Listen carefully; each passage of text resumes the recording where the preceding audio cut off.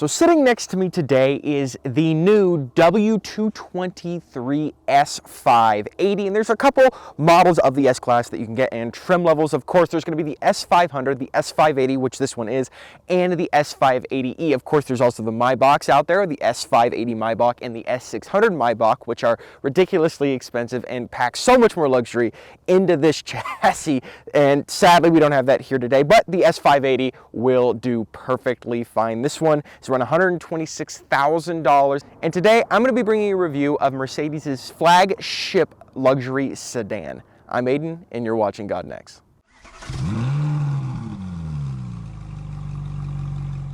Now, just like the W222, the W223 holds a lot of the same stylistic decisions and design cues that the old S-Class had. Of course, you have the smooth body lines, and it looks very stately and very large. You have the large grille up front, which adds that bit of luxury and size look to it that makes it look that much more like an S-Class. Of course, you have the Mercedes star on the hood here, and along with another Mercedes-Benz badge, chrome grille, and you have all of this flat piece of plastic right here. That's where you hold all the Distronic technology and everything like that. This one does have self-driving, as it should, just like in the EQS that we reviewed a couple weeks ago. You guys should go check that video out. But of course, like I said, chrome accents all over the front, down here where these fake grills are.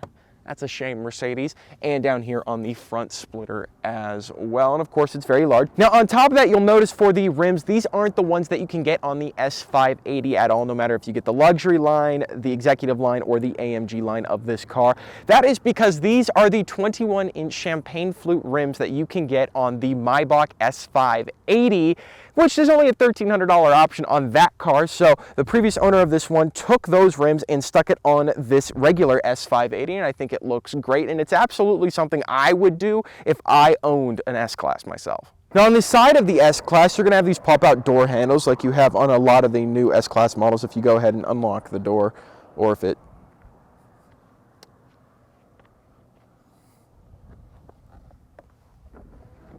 there it goes. Sorry, I thought we were almost locked out. Anyways, you have these pop-out door handles on the S-Class that pop out when the car is unlocked. I think the key's in it. It just closed the door handles by itself, which really scared me for a second because we're like 50 miles from the dealership where we got this from. Anyways, Mercedes-Benz on the door handles as well with this chrome accent. And moving to the rear door where the passengers get into, this thing is large, and that of course is to accommodate the larger interior space that you get on an S-Class compared to a normal E-Class or C-Class out there. So of course they had to make this door larger because of how much legroom you get back there. Chrome window trim as well, and of course it just has the typical S-Class look on the side of the car. Now, let's go back there and check out some things back there and the cargo space of this car. Now, on the back of the S580, of course, you have the S580 badge, this large chrome strip going across the back, going to the 4MATIC badge, LED taillights, and of course, you have the exhaust tips down here, which these ones do seem to be real. Good job, Mercedes. You haven't fallen into that trap completely yet.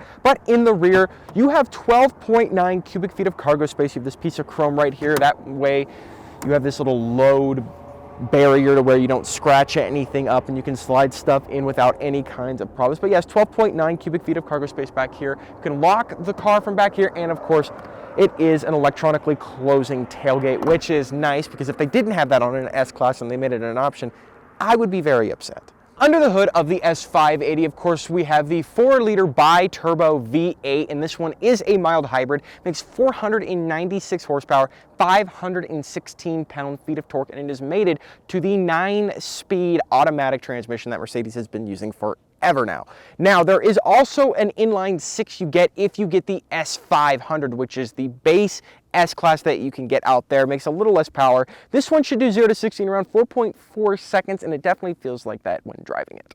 Now, on the interior of the Mercedes-Benz S580, this is where the magic begins. The entire interior is covered in this Napa leather, and the seats and the door panel have a diamond-stitched pattern on them. And like I said, these seats, super comfortable. They have a massaging function on them with 6 different settings that you can choose from, intensities that you can choose from, heated and ventilated seats as well with memory on both sides. And if you're the driver, you can move the passenger seat by clicking the R button on the door. You can actually raise, lower, and manipulate the passenger seat as much as you want, which is really cool. Technology is also a huge thing in this interior as well, and they have tons of it. Wireless Apple CarPlay, wireless Android Auto. This screen is awesome. It's huge, and the infotainment system is really easy to navigate, and it takes about 15 to 20 minutes to really learn how to use it, but if you figure it out, it's super awesome and it's super responsive. 12.3-inch digital gauge cluster in front of me as well. Full screen map navigation. You can control your media controls and everything through it.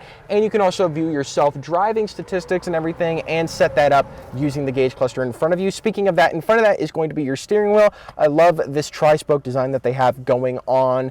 And you have the leather center with the Mercedes star. This one has the poplar slate wood in it as well. Goes throughout the entire interior on the door panel and around the steering wheel as well. And it covers the entire dashboard, which is really cool. And speaking of dashboard, there's also tons of ambient lighting that goes across the dashboard and the door and the back. And you also have it up here with your lighting controls. It's all over the place, and the Mercedes S-Class definitely has the best ambient lighting setup that I have ever seen in a car. It has 64 different colors that you can set it to match whatever personality you want your car to have. As for connectivity and storage in here, you have two USB Type-Cs in here, cup holders, and a wireless charger, a good-sized center console with another two USB Type-Cs, and a good-sized glove box as well. You also have a panoramic moonroof that goes all the way to the back of the car, and the vents in this car, I want to talk about those for a second. They have this cool, like, vertical design on them and horizontal design on the dashboard that kind of blend in with the wood really well. It's really pretty. And this one also has some more chrome bits on the Bang & Olufsen sound system, which is nice. This one doesn't have the 4D system, which you can get in this car as the normal standard 3D one, but that sound system is like $6,000, so I can just understand why they don't have it in this one. Now, in the back of the S-Class, you have about 8 inches to 12 inches of knee room, depending on how tall you are. Tons of headroom, and these seats are super comfortable. I wish they had the pillows that we had in the EQS. More of that ambient lighting, like I said. You have the massive Burmester sound system grille right here that's in chrome, and of course, you have electronic sunshades as well, where you can raise and lower the one in the very back and the one on the window too, which is really nice. And if you're any one of the passengers back here, you can raise and lower either side, and it tucks into this window trim right here, so you don't even know it exists, which is just another level of seclusion from things that would make you feel like your Mercedes S580 isn't as nice as it is. But yes, it is just as comfortable back here. More of that Napa leather covering basically every surface on the interior. Storage back here is also good. You have a little center console right here with two USB Type-Cs, cup holders, which I think are the most temperamental cup holders on the planet. You have to push in, and if they don't come out, they don't come out because they're stupid. Come on, there it goes. Look, it only took me like 10 tries. You have also more connectivity down here under the vents. You have a 115 volt outlet and another two USB Type-C ports. That means there's a total of 8 on this interior, so you will have no problems charging your devices. All right, so driving the S580, and this 4-liter is very torquey. And this all-wheel drive system, of course, is awesome, but it's not super jarring, and I think that was the whole point of it, is it's not supposed to make you feel like you're getting thrown into the back of your seat, because they don't want to interrupt the driving experience for the passengers or you as the driver, because I don't think many people are buying explicitly the S580 to be driven around in. I feel like that's a Maybach type of level type thing. Of course, there is the executive trim, which this one isn't, and that gets all the backseat magic and everything like that that this one doesn't have. But as a driver, it's actually pretty impressive how awesome this thing is. You are so cocooned from the outside. You have the glass that is acoustically dampening, that way you don't have to hear what's going on out there.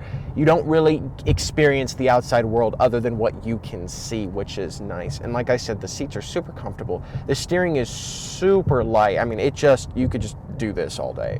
And the suspension does a fantastic job of dampening all the bumps, and that is because of something called E-active body control.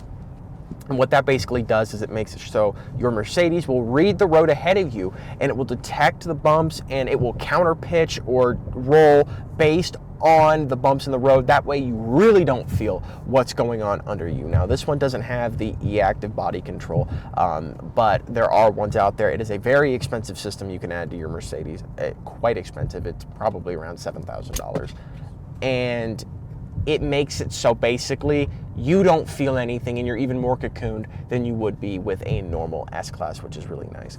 But like I said, this thing is still properly quick for a car this heavy. You can hear those turbos too. It's just so nice.